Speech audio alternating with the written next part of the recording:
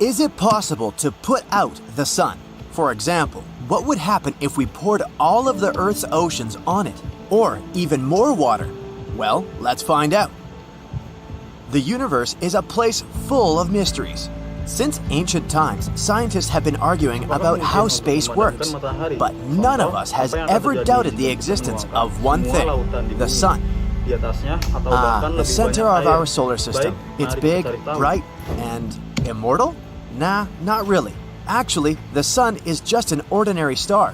It consists of 75% hydrogen, a little helium, and a pinch of other heavy elements. Gravity holds it all together.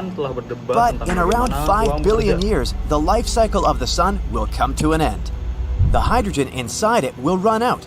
Our star will begin to grow gradually, and you can't even imagine just how big it will become. And then it will start eating all the nearby planets.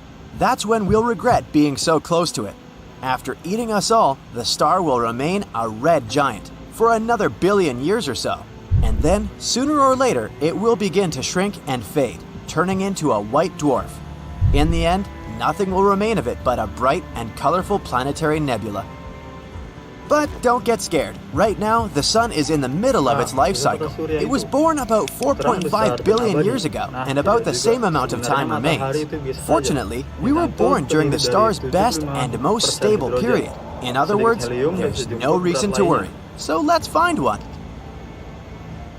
How about speeding up the sun's life cycle with the help of water? We'll try to collect all the water on Earth and pour it onto the sun. First, we'll need a bucket.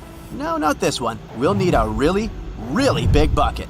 The one that can contain around 326 million cubic miles of water. It will be equal in size to the distance from Washington to Chicago.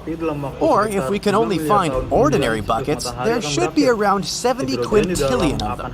This is a number with 18 zeros. Okay, imagine that we magically got that many buckets. It's time to put out the sun.